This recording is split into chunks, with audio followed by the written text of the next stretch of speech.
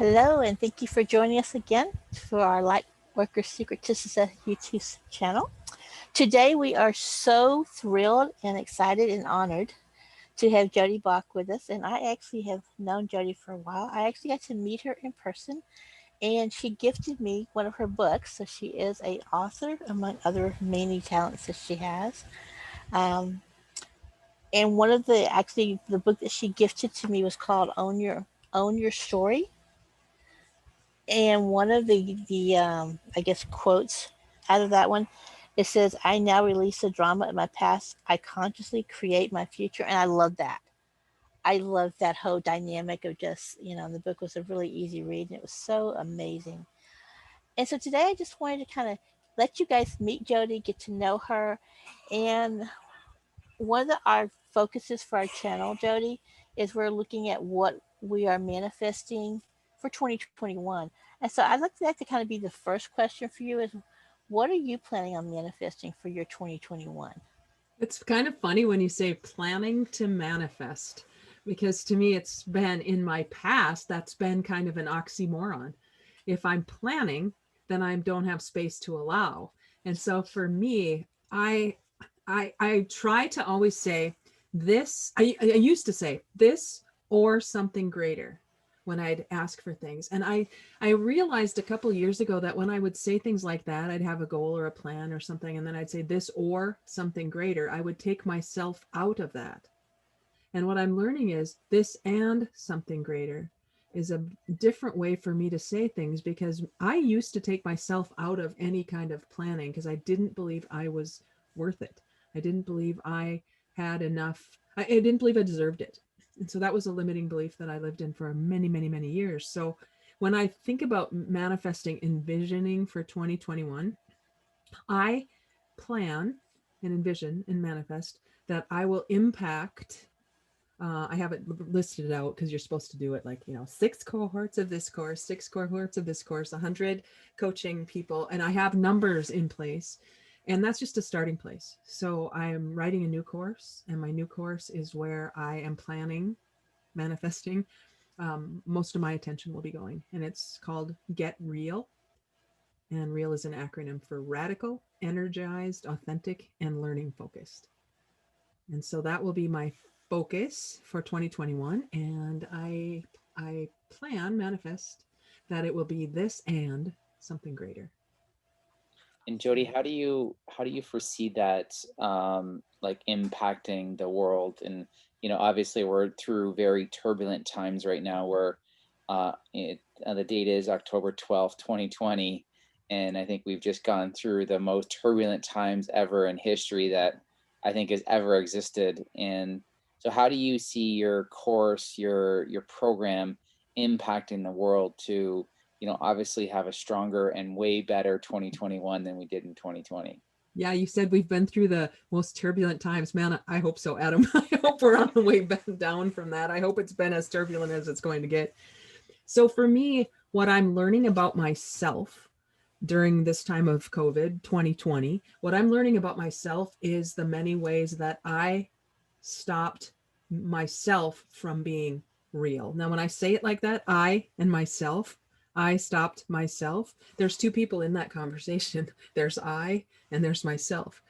And I knew this in my head, but I didn't really step into that greatness that allows myself.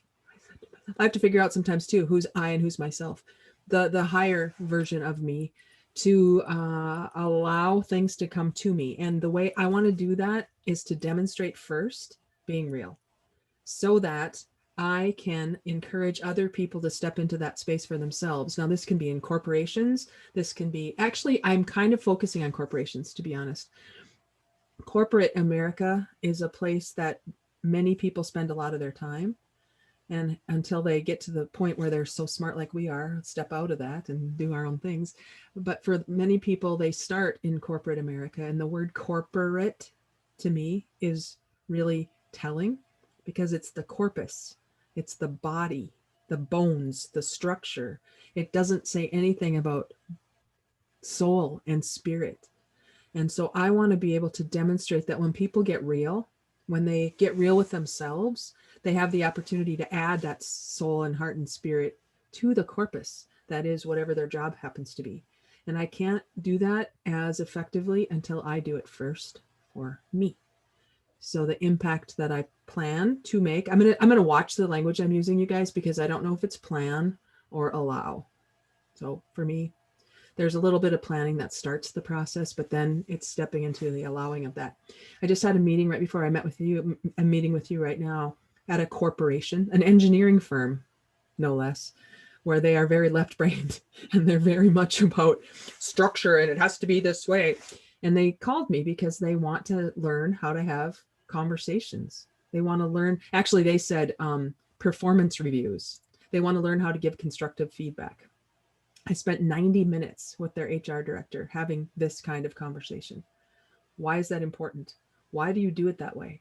What is it that provides for you? And as I can be the one to lead the dialogue in a certain direction, she was not even aware that that was a possibility. And so if I can just enlighten, maybe awaken the corpus to add the body or the heart and the soul and spirit, that's how I plan to do that in 2021. I love it. I love it. That's such a huge impact as that starts to ripple effect through all the other corporations. And they see the results and they are getting real with your program. I love that. Wow, that's so awesome. And I think, Adam, when you said see results, because that's what corporate America is all about, right? Seeing results. But along the way, if they can get in touch with what you all do, which is the feeling places, the humanity that we can bring into those corporate settings, that it's a feeling more than it is a tangible result. And if we can shine a light on the feeling place of that and give some validity to that, even in a corporate setting, I think that's where we have a huge opportunity to make a bigger impact in 2021. Cool. Love it. Definitely. So I wanted to ask you, Jodee, I'm just kind of skipping around here. Mhm. What would you say is one book that you've read that really made a difference in your life? You guys are looking at, if you're watching this, you're seeing that I have 8,000 books on my left. That was the hardest question in the whole wide world to come up with one book. But I'm going to tell you right now, it's A Course of Love. It's a book called A Course of Love. And I don't know how many of you are familiar with A Course in Miracles, but that was kind of a channeled work in the 70s. A Course of Love is along the same lines, channeled, if you will, by a woman or to a woman in Minneapolis. I live in Fargo, North Dakota, so Minneapolis is about 3.5 hours from me. And this is all about getting in the place where you don't have to think so much. It's not about being as cerebral. It's about allowing love to guide us. And I studied this all of last year and was really diligent about it. And it created in me a new understanding of feeling and love and how that can actually impact me in a way that I don't have to talk about it and be touchy-feely about it and make people uncomfortable about it. I be about it. I'm being it. And as I be about love, I can be tough because there's tough love.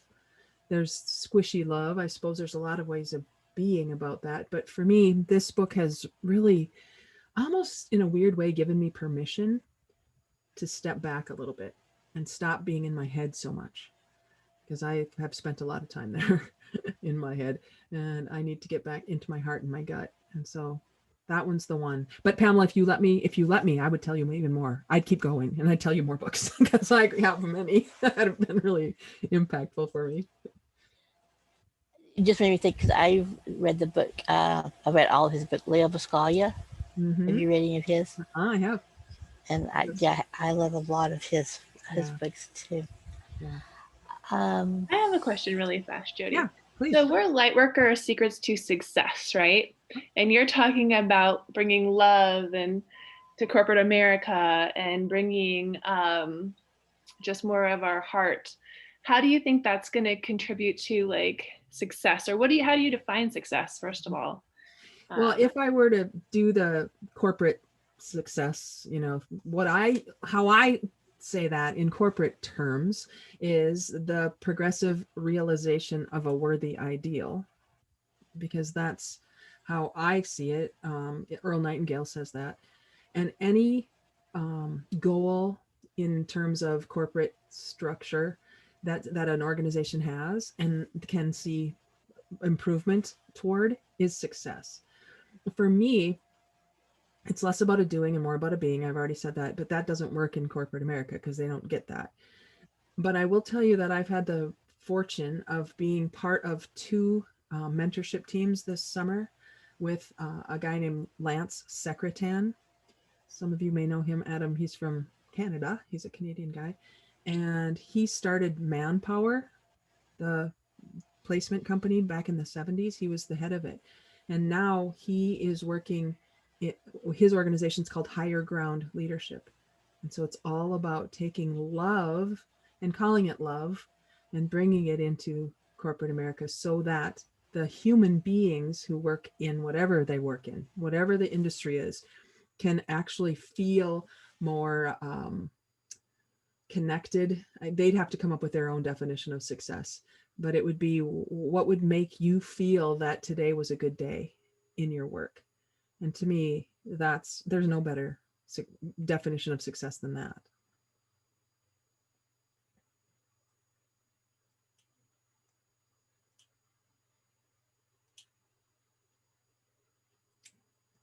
I feel like that's the Jeopardy.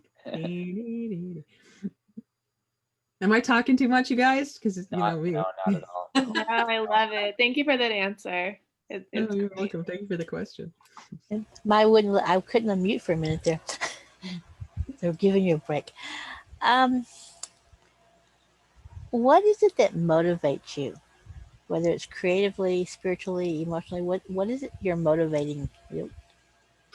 So that question, because I've been studying with Lance for so long, Lance Secretan, he has a very distinct way of looking at the word motivation and the word inspiration.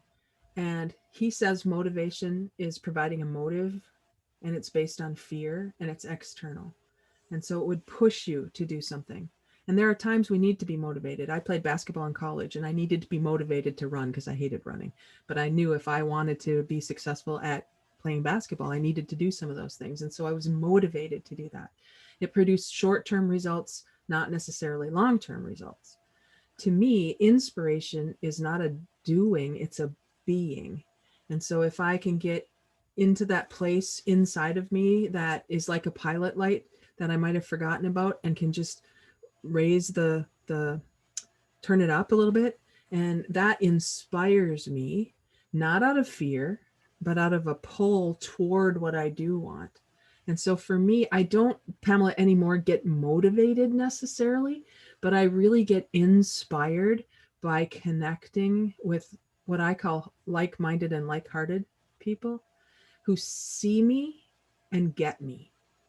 And when I can be in that space of being surrounded by like-minded, like-hearted others, it's almost like not just adding to, but multiplying the energetic level. And then it feels less about having to do things and more about getting to do things, because I just get to be myself.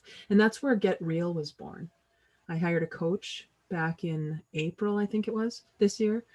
And his program is all about marketing for the rest of us, those of us who don't like talking about ourselves, don't know how to market our services. It's all of us. We love what we do, but we don't know how to tell people about what we do. And so his program gave me permission to just be me, because if I can get real about who I am, I'll attract to me the forces I need to use and the cooperation of other people. Napoleon Hill, the fifth point of the self-confidence formula. And then it's not so hard. And then I don't have to be motivated. It's like if I'm inspired, I just can't not be me. And the real me will attract everything that is attracted to the real me. Otherwise, it feels like I have to. So it's not hard, Pamela, just to wake up in the morning and be really ready to go. I just want to say I love that, Jodee, because we were taught like you got to motivate people, you got to motivate them, but you can't the old adage, you can't, you know, drag a drag a horse to water and make it drink, right? But if you can inspire them, right, by leading by example. So I love that analogy. I'm gonna cough just a second.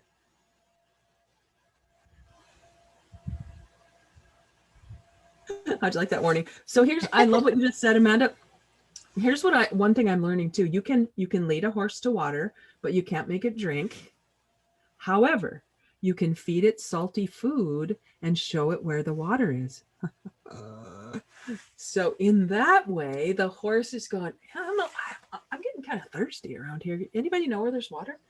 And then they go where you've shown them, but it's not through motivation. It's more through inspiration. That's what I'm learning. That's a huge point. Different aspect of looking at things, which I think is what makes a difference for those who are becoming more enlightened and more aware of them, who they are. And like you said, of being who you are. It's when you get to that point, I think that you have a better clarity, because when you're clear on yourself, it's easier to see the world in a different perspective as well. It sure is. I also think when you're inspired, like if you look at where that actually came from, it's to breathe spirit into something. So when you're inspired, that's really calling to who you are on a spiritual level. And when you connect on that level, you're almost unstoppable at that point. Like it's like, like Terry, do you guys know who Terry Fox is? Mm-hmm. Okay. Yeah. Okay. So Terry Fox, a big Canadian, right? And what he did, he had cancer and he was running a marathon or more a day until he basically couldn't do it anymore. And he ended up dying shortly after. But I mean, talk about inspiration. And he did it just to raise awareness about cancer and trying to get donations into trying to figure out this disease. I mean, that's someone who's inspired. That's not motivation. That's pure inspiration of him just wanting to go out and do that. And it didn't matter the pain he was in. Like I don't even know if I could run a marathon and then run another marathon the next day, let alone do that like day after day after day after day. Like I just don't know how he could do that. And so I love the inspiration and motivation, because they are two different things. And motivation to me is like you're motivated to do something, but it may not happen, right? When you're inspired to do something, it's like you almost can't sleep until that thing is done, whatever it is, right? That's how I look at it, Adam, exactly that way. And if you look at like you said, the breakdown of the word, to breathe spirit, to breathe life into, inspire, motivate is to provide a motive, to motivate from the outside. And so, yeah, I think it's completely almost opposite. I mean, there's a time and place for both. Like if we were in a room together and there was a fire in the corner, I'm not going to go, let me inspire you to get out of the room. No, I'm going to go, get out, there's a fire, move. So there's a time and a place for both. Yes, agreed. So I'm really curious about what your answer is going to be for this one. If you could have a billboard with anything on it, what would it be and why? Right now, where I find myself in the United States of America, 22 days before the election which is really important to me right now, I think it would be 2 words, and they'd be really simple, and it's just be kind. Be kind. Be kind. There's nothing else that's more important to me right now, because it has very little to do with the doing of any of us. It's the being behind the doing. And if we already talked about this earlier, but if you attract to yourself the forces you wish to use and the people who are going to help you along the way, then wouldn't you attract the people who are best at what you're not great at? And if I just be kind and show up in that space, wouldn't it make sense that I would attract a person who's really good at the things I'm not great at? And together, if we're connecting on that level, like Adam said, we could actually do anything because we're coming from a different being place. So I don't know if that would resonate. I know there are be kind billboards right now. I know they're out there. I was watching local sports this past weekend, and I can't remember the organization. There's an organization that's a nonprofit that has all these great billboards. They're like Be Kind. Oh shoot, I wish I would have thought about this, but they're really inspiring billboards and really inspiring commercials. The foundation for I'll have to look it up and put that in there. But they have cool commercials just about things that will make you cry because they're people being kind to each other. And if we could just shift things a little bit away from bullying and toward kindness, I think the fear will be drowned out by the light, I think. I totally agree with that. I know when I was growing up, my mom would say there was never a reason to be mean, hurtful, or rude to somebody ever. Mm-hmm. And so yeah, being kind of that's such it's a way of life, right? Mm-hmm. It's a way of actually being. Mm-hmm. And I think it's something that so many people have lost track of or connection with. Well, and I think you've heard those commercials about the kind bars. Probably it says there's a difference between being nice and being kind. And I come from the land of being nice. So do you, Adam. You're Canadian. We're all nice, right? It's land of Minnesota nice, North Dakota nice. And there's a difference between being nice and being kind. I think being kind is genuine and sincere, and being nice is sometimes what I do to your face and not necessarily what I do behind your back. And so I really want to, like you said, Pamela, it's a place of where everything else comes from. And you really can't fake being kind when you're being it. So I love that.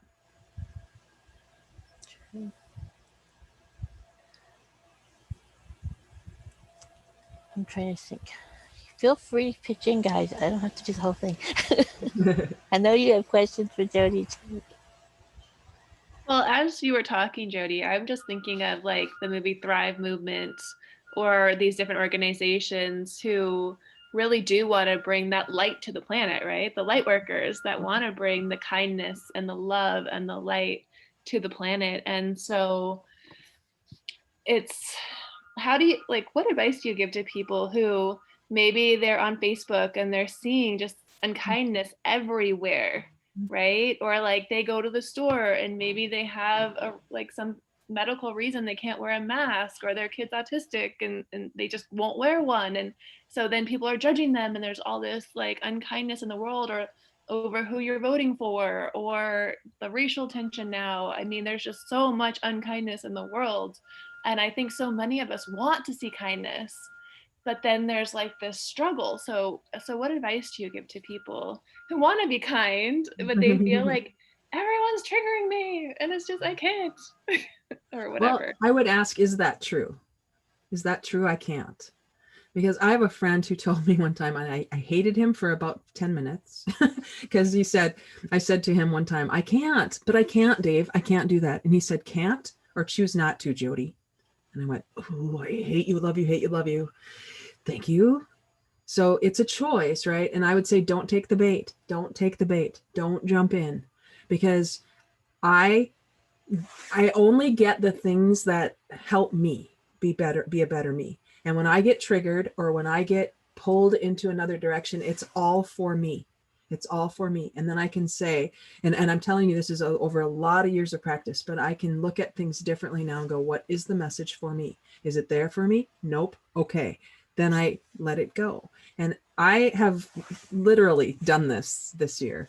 When I get an old thought, it's going to sound really weird. And if you're only listening to this later and you're not watching it, this will be even weirder. But I get a thought that triggers me, that has me feel some way, right? And I go like this. I pick it out of my head. I know it sounds weird, but I go and I look at it, and to me it's like a round ball of blue shiny. It's blue and shiny. This thing I'm pulling out of my head, this untrue belief. And I pull it out and then I look at it and I I literally almost shine a flashlight on it and go, are you true? Oh, no. But it's a process. And for a while, it's like literal, this process.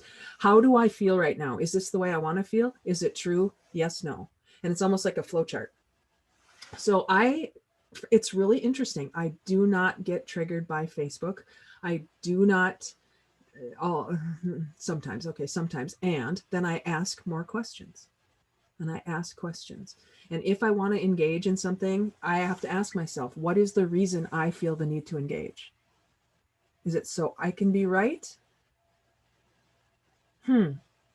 Do I feel that that person just doesn't know something? I might say, could you show me where you found the information? Could you show me where you got this? Because there's so many things that are being put out there right now that have no basis in any fact or fact, that's a whole other conversation, but tell me where you heard about that. Tell me where you got that. I want to know. I want to know. I want to be aware. So please help me understand it. And there have been lots of times where people will go, I don't know. I just saw it. Got it. Thank you for that then. I'm grateful. And I won't take it seriously till I can find some evidence, whatever the situation might be. So to your point, Colette, about people who can't wear masks or don't have, hurt people, right? Hurt people, hurt people. And so I have to have compassion for the world sometimes because I understand it first. And as I grow in my own awareness, I also grow in my own compassion, which has been fascinating to look back on. And I'm just noticing that in the last 6 months. I have so much more compassion than I used to. I love that. I love that it's always a choice, right?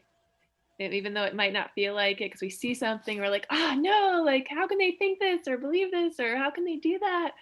But it's like, oh wait, like I can actually think about it and make a different decision on how I'm going to react. So well, and because we get there first, because we understand the choice, then at least I've done this, Colette. I'm not saying you have. I sometimes think, well, how come they don't know? Make a choice. But I understand that I've gotten here first. Let's just say I've gotten here first. And when I understand that there's nature and nurture, we all know nature and nurture, right? You're born with DNA and then you're nurtured by a family or not. That creates who you are. And at some point as adults, we get to choose. So even if we weren't born into a situation that gave us a great upbringing or a great start, we still can choose. We still can choose. And please do not give up that choice. Don't give up that opportunity for you to choose a different way. I heard a story, I'm sure this is not new to you guys, but I've heard that story about twin boys born into poverty and a single mother who needed to work 8 jobs to put food on the table, didn't have any real structure to their upbringing. And these twin boys get to be, adults, and one twin boy is in prison and one twin boy is like a nuclear physicist or something.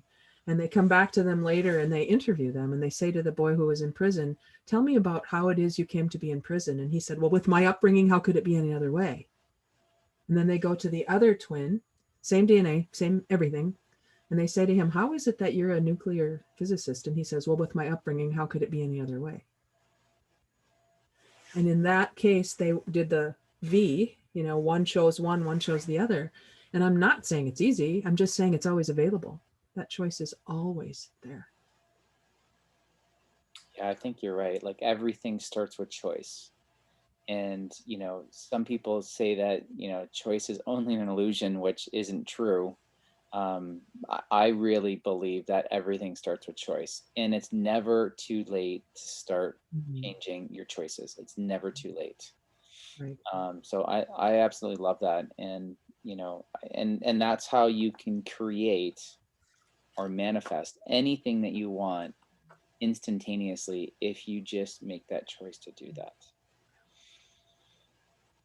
Love that. Jodee, if there's anything that you could create for 2021, like if you had a vision of, Jodee Bock's ideal world in 2021, what would that look like? when I think of my little space where I live in my little town, and if I start there, everybody who I see on the street, in workplaces, no matter where I am, it's almost like, I'm trying to think of the movie. It was a black and white movie, Pleasantville. And everybody is happy and it's not fake. It's like everybody is fulfilled and has within them the ability to be happy. It sounds so silly, but happy. And when they're being parents and they're being workers and they're being whatever they're being, they recognize the choice. They recognize that the only thing that's going to frustrate or upset them is something for them to understand. So it would almost be like if I had a magic wand, and it's not about me, but it's through me. So if I have an opportunity to work with an organization or work with a corporation or a team or whatever, they would have this understanding that they have everything they need. And we could start at the top or we could start at the bottom. I guess it doesn't matter. But anybody who wants to, who feels the pull, who feels that there's something missing, something they can't quite articulate, if everybody who had that feeling would do something about it, and to me, take my course. I mean, if they would just take my free course and they would be attracted to the knowledge that they do have choice. Oh my gosh, maybe there are other people in the world. I'm not alone in this. What? You mean I'm not the only one? Because that's how I used to be. I thought I was the only one. I want to create a movement of awake, conscious people. It doesn't even matter what they do, but awake and conscious people who are not part of the problem because they can't help but be part of the solution, whatever the solution is. And so I envision in 2021, Adam, everywhere I go, everywhere I look, it's kind of happening now because I don't see the negative as much as I used to. Mm-hmm. It's funny, you do find what you're looking for.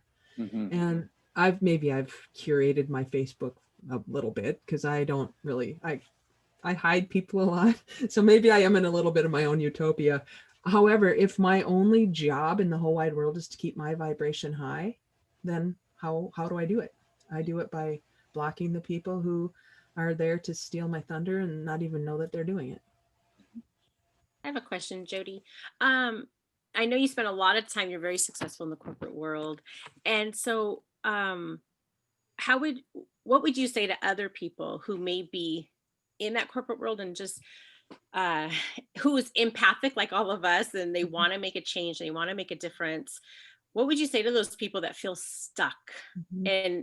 And kind of like maybe give an example of how you transformed and how you made the decision from that being in that corporate life and then saying, I want to create this over here. So how can people do that?